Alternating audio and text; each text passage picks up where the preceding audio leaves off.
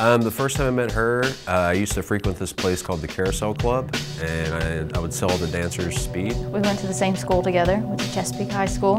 I would just hook her up with speed, basically.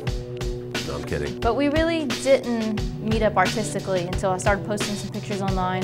Bought a point and shoot camera and I wanted to start taking pictures. So I did a picture of the day, like a 365 project. He started telling me that I was doing a good job. It's obvious that she uses her own eye and that she's very aware of what it is that she likes and what she wants to take photos of. So everything seems really natural and really beautiful, and it seems like it comes to her as it should. Since I was young, I always wanted to be artistic. I kind of grew up in the country, in Greasy Ridge. So I played in the woods and I love nature. So I actually find, like, a lot of my shots are nature shots. I find those in Huntington. And I kind of live by Ritter Park, which is great for me. I take a lot of nature shots, and I think I go back to my childhood of loving nature and taking those shots now.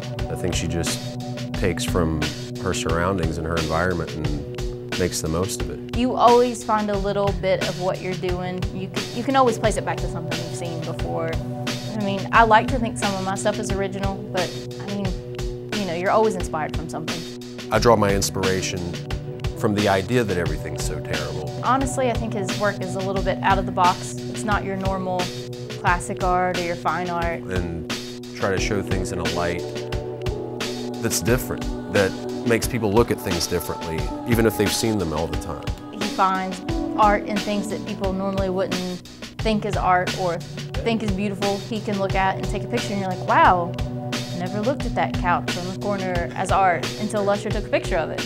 We live in this area that's supposedly so terrible and everything, but if, you know, it's first world problems, it's kind of like what you do if you're worth a damn is you go out and you try to make something better from how terrible everything is. And if you can't do that, then you're going to sit around and bemoan everything.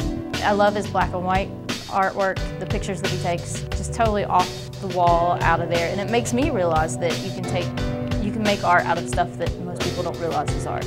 I don't put too much stock into what people's artwork is supposed to mean, or if it's coming from some like really deep place or something like that. I never think of it. I get an initial reaction from it. That's what, you know, makes it for me, is if I see something and I immediately am drawn to it, and that's what matters to me. It has nothing to do with the deeper meaning.